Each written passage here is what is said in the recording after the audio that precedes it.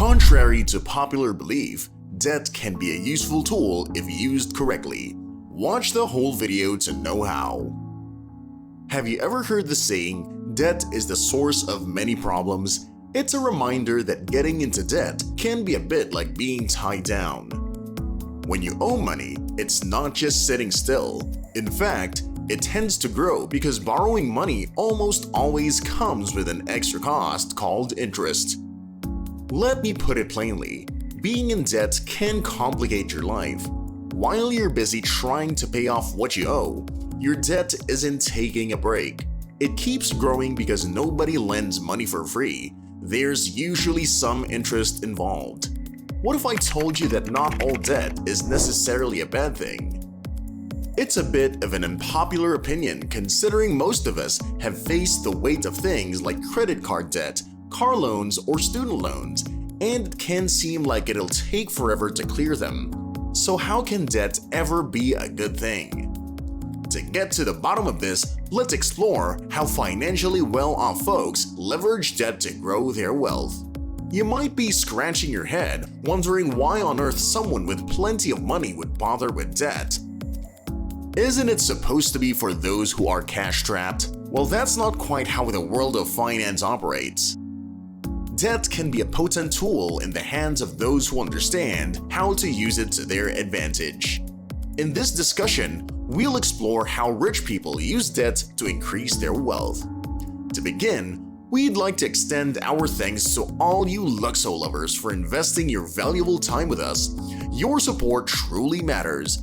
Now, we request a small favor. If you found this video enjoyable, please give it a thumbs up, share your thoughts in the comments, and help us expand our audience. And for those new to the Luxo-Life channel, consider subscribing and hitting the bell icon. This way, you can stay informed about all the exciting developments here. We appreciate it, Luxo lovers. Now, let's get right into it. Number 1. Borrowing. First and foremost, let's clarify what we mean by borrowing or taking on debt. Debt is essentially a financial arrangement where you borrow money from someone or an institution with the understanding that you will repay the borrowed amount, often with interest, at a later date. It's like temporarily using someone else's money for your needs. For instance, consider the scenario of someone wanting to start a business. They might not have all the funds required to get it off the ground, so they opt for borrowing money, which could be in the form of a business loan from a bank or financial institution. Another example is getting a mortgage to buy a home.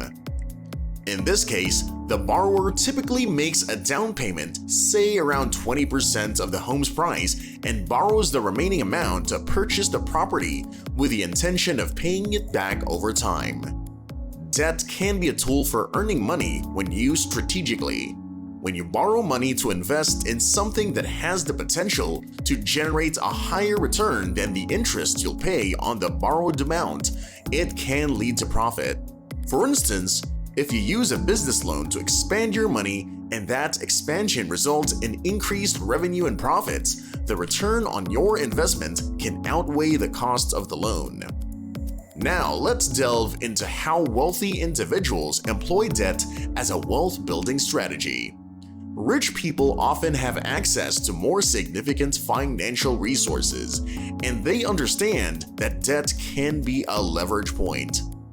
They might borrow money to invest in income-generating assets like real estate or stocks. The goal is to use the borrowed funds to acquire assets that appreciate over time, thus growing their wealth. Additionally, they may use debt for tax benefits, as the interest paid on certain types of loans can be tax deductible. In essence, they use debt as a tool to make their money work harder for them, ultimately increasing their net worth over time. Number 2. Refinancing. Building on our discussion of borrowing and its role in wealth accumulation through real estate, let's now explore the concept of refinancing. Refinancing involves revisiting your existing mortgage arrangement and making changes to it, often to capitalize on improved property values or take advantage of better interest rates. It's a financial strategy that can significantly impact your real estate investments. To better understand refinancing in the context of real estate, consider this scenario. You've acquired a property through a mortgage, perhaps financing 80% of its cost, and you've diligently invested in renovations to boost its value. As a result of these improvements, the property's market value has appreciated substantially. At this point, you have the opportunity to revisit your mortgage terms and potentially secure a new one that aligns with the property's current value and your financial goals. Refinancing can be a powerful tool for earning money when used strategically. By tapping into the increased equity in your property through refinancing, you can access a portion of that appreciated value as cash. This cash infusion can then be reinvested in additional real estate ventures or used to generate income in various ways. Additionally, in some cases, refinancing can offer favorable interest rates, reducing your overall borrowing costs and increasing the potential profitability of your investments. Now let's delve into how wealthy individuals leverage refinancing to amplify their wealth through real estate. These astute investors recognize that refinancing provides them with an opportunity to unlock the value they've created in their properties. By doing so, they can access funds that were previously tied up in their real estate holdings, which can be used to acquire more income-producing assets or further enhance their existing properties. Moreover, the interest paid on the refinanced mortgage can sometimes be tax-deductible, providing an additional financial advantage. Ultimately, this strategic use of refinancing is a key element in the playbook of rich people seeking to accumulate wealth through real estate by effectively managing their debts and optimizing their investments. Number 3. Hedge funds. Let's now shift our focus from refinancing to hedge funds. Hedge funds are like financial teams that bring together money from various people to try and make more money. They use different tricks and plans to try and get more profits for the people who invest with them. It's quite fascinating to take a closer look at how the hedge fund industry has evolved over the years. Way back in 1949, it all started with just one single fund managed by one individual. Fast forward to today, and the landscape has dramatically transformed. Now there are more than 8,800 different managers who are running over 27,000 distinct hedge funds all around the world.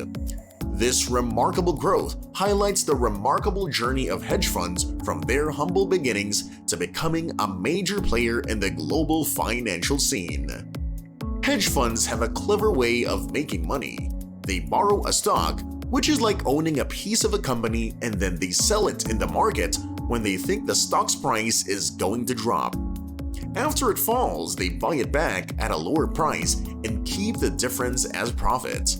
This is kind of like betting that something will become less valuable and making money from it. Rich people often put some of their money into hedge funds to make their investment strategy more diverse. By doing this, they can use the skills of the professionals who run these funds to make money in different ways.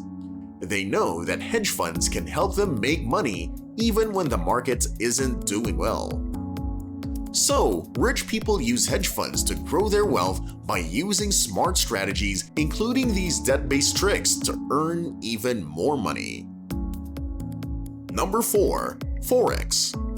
Now let's discuss Forex. A shortened way to say foreign exchange is all about trading one country's money for another's. People do this for various reasons, like purchasing goods from other nations, engaging in trade, or even when they're going on holidays abroad. It's like a global money exchange center where currencies change hands. What's fascinating about the world of Forex is that there isn't a physical place where people gather to make these currency swaps.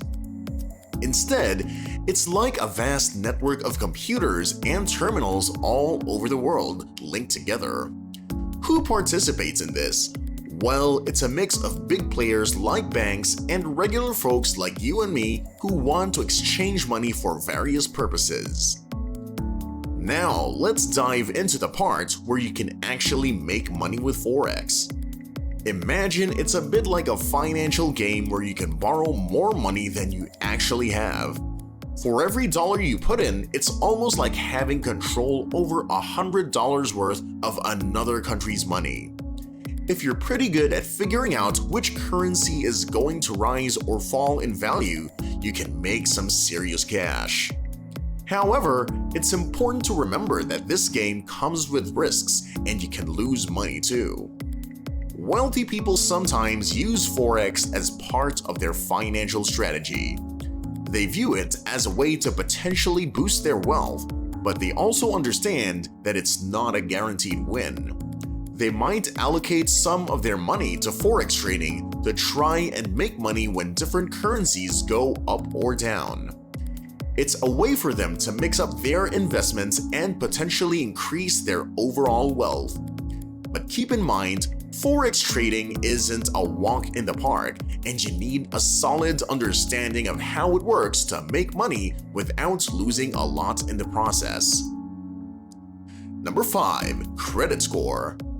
Before we dive into the world of credit scores, let's start with a quick definition of a credit card. A credit card is like a little plastic card that can act as a magical financial tool. It lets you borrow money from a bank or a credit card company to buy things or pay for services. You then have to pay back that borrowed money, usually with some extra called interest. Now let's talk about credit scores. Think of a credit score like your financial report card. It's a number that tells banks and lenders how good you are at handling money. The better you score, the more likely banks are to lend you money, and usually at better interest rates. On the other hand, a low score might mean you have a harder time borrowing, and if you do, it would cost you more in interest. Imagine you're a bank and someone asks to borrow money from you. You'd want to know if they're good at paying back what they owe, right? That's where a credit score comes in. It's like a snapshot of their financial history. If their score is high, it's a sign they've been responsible with their money in the past. But if it's low, it might mean they've struggled or missed payments. So here's the deal. Having a good credit score is kind of like having a golden ticket in the world of finance. When you have a high credit score, banks and lenders see you as a trustworthy borrower. They're more likely to offer you loans with lower interest rates. When your interest rates are lower, you save money in the long run. This is because you're paying less extra money or interest when you borrow. So a good credit score can earn you money by helping you secure better loan terms and potentially saving thousands of dollars over time. Now let's see how wealthy individuals play the credit score game. They understand the value of maintaining an excellent credit score. With their high scores, they can easily access loans with favorable terms like low interest rates. They use these loans strategically to invest in opportunities that can yield substantial returns. For instance, they might borrow money at a low interest rate to invest in businesses, real estate, or other income-generating assets. The result? They make more money from these investments than they pay in interest on their loans, effectively leveraging their good credit to accumulate wealth. It's like a financial superpower that helps them grow their wealth even further. Do you think we're wrapping up? Well, hold on, because there's one more valuable tip coming your way. But before we spill the beans, we'd love to hear your thoughts on the 5 ways we've talked about for gaining control over debt. Please share your insights in the comments below. We're eager to hear from you. Have you shared your thoughts? Okay, here's the tip. Smart debt management. To make the most of debt like wealthy folks, focus on smart debt management. Begin by keeping a good credit score through responsible money habits. This can help you get loans with good terms. When you borrow, pick wisely, like investing in things that make money, such as property or businesses. Make sure what you gain is more than what you pay in interest. Also, don't put all your eggs in one basket, spread the risk. Stay in the know, keep learning about financial chances, and don't get too much debt that could stress you out. With some money smarts and careful debt choices, you can work towards building wealth over time. In conclusion, we've explored diverse financial tools and strategies that can be employed to build wealth. From the savvy use of debt in real estate and the high-stakes world of forex trading to the importance of maintaining a solid credit score, these financial concepts serve as crucial building blocks in the pursuit of financial success. Whether it's leveraging real estate investments, profiting from currency fluctuations, or securing favorable loan terms with a strong credit score, these strategies offer opportunities for individuals, including the wealthy, to make their money work smarter and harder. While each path presents its unique set of risks and rewards, a well-informed approach to these financial tools can empower individuals to achieve their financial goals and enhance their financial well-being. We've reached the end of the video, Luxo lovers. If you found the information valuable, please consider giving it a thumbs up, share your thoughts in the comments, and subscribe to Luxo-Life and hit that bell icon. By doing this, you'll stay updated on all our future content. Share this video with others to help us reach a wider audience. Thanks for tuning in, Luxo lovers.